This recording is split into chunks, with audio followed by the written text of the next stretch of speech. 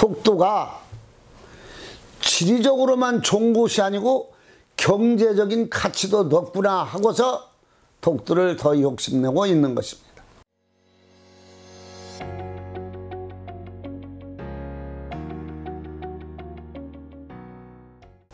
국민 여러분, 안녕하십니까? 저는 천지개 벽 TV 이근봉입니다. 오늘은 독도 이야기를 한번 해볼까 합니다.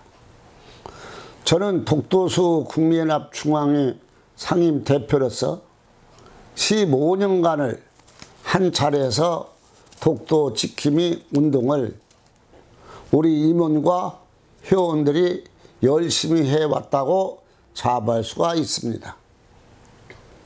그래서 오늘은 독도에 대한 이야기를 할까 합니다. 독도는 외로운 섬이 아니고 이제는 독도는 보물섬이다 라는 제목을 갖고 말씀을 드리겠습니다. 왜 그러면 일본이 그토록 독도에 욕심내는 이유가 있을 거 아닙니까? 1904년 너일 전쟁을 하기 전까지는 일본이 한 번도 독도를 자기네 영토나 땅이라고 주장한 적이 어디 없습니다. 1904년, 1905년 너일 전쟁을 하면서 지리적인 조건이 동해바다 독도가 좋다는 것을 일본이 알았습니다. 그 뒤로 그들은 독도에 욕심을 내고서 독도가 자기네 땅이라고 하기 시작합니다. 독도를 욕심낸 이유는 지리적인 조건이 동해바다가 좋다는 것입니다. 그래서 너일 전쟁에 1905년에 승리로 끝났습니다. 이긴 이유는 동해바다 독도가 원인이 되기도 했습니다. 독도 서도에다가 막루를 세우고 전쟁을 해서 쉽게 끝날 수가 있었다는 것입니다. 그 뒤로부터 일본이 독도에 욕심을 내고 때마다 철마다 선거철 되면은 특히 독도가 자기네 땅이라고 우기며 억지 소리를 하고 있습니다.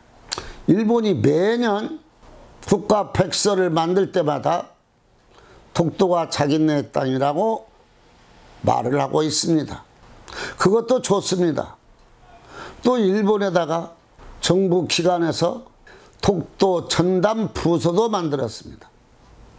그것도 좋습니다. 이제는 그것도 부족해서 2년 전에 독도 공원도 동궁에다 만들었습니다.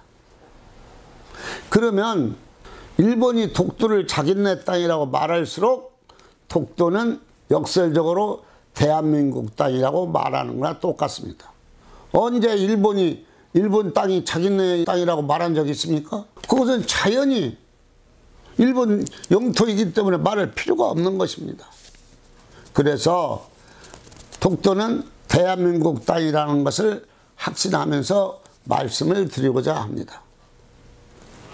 독도에는 여러 가지가 있습니다. 그 중에서 제일 중요한 가치는 말씀을 드렸고 이제는 제2의 일본이 욕심내는 것을 말씀드리려고 합니다. 독도 바다에는 하이트레이트, 즉 천연가스가 매장되어 있습니다. 그것은 몇 미터에 매장되어 있냐면 2000m 아래 깊이 들어 있습니다. 그래서 그 천연가스를 개발해서 쓰면은 좋은 양이 나온다고 합니다. 양이 얼마냐 하면 약 6억 톤이 된다고 합니다. 6억 톤이라는 숫자는 가스를 개발해서 국민들에게 주면 5천만 국민이 30년을 쓴다는 것입니다. 그러고도 남는 양이라고 합니다. 그러니까 엄청난 겁니다. 그래서 그 일본이 독도가 지리적으로만 좋은 곳이 아니고 경제적인 가치도 높구나 하고서 독도를 더 욕심내고 있는 것입니다. 그래서 독도는 고유에부터 우리 대한민국 땅이기 때문에 일본에게 절대 줄 수도 없는 것이며 일본에게 빼앗긴다는 건 상상할 수도 없는 일입니다. 또 독도에는 심충수가 나온다고 합니다. 심충수는 무엇이냐 하면 먹는 물을 말합니다. 심충수는 바다 위에서 2000m 위에서 제일 끝에서 있습니다.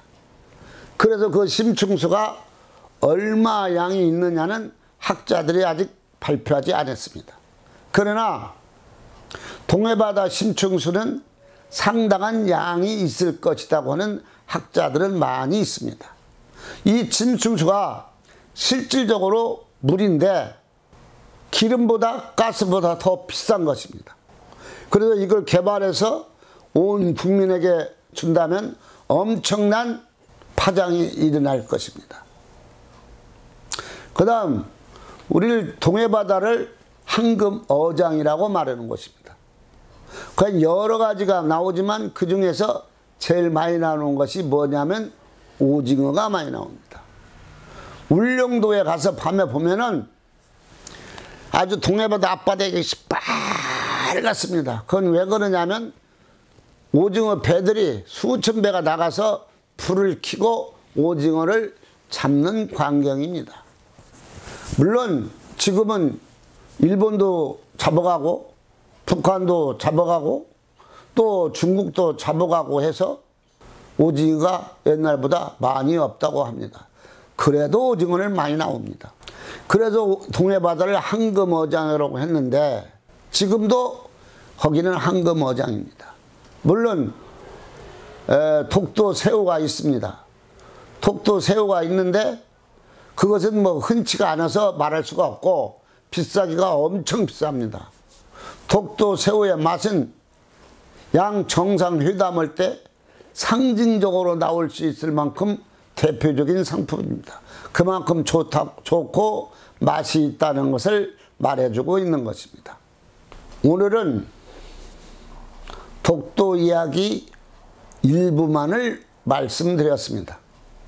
앞으로 시간이 날 때마다 이 시간을 빌려 독도를 체계적으로 근본적으로 파헤치면서 말씀을 드리기로 하고 오늘은 천지개벽TV 여기서 마치겠습니다.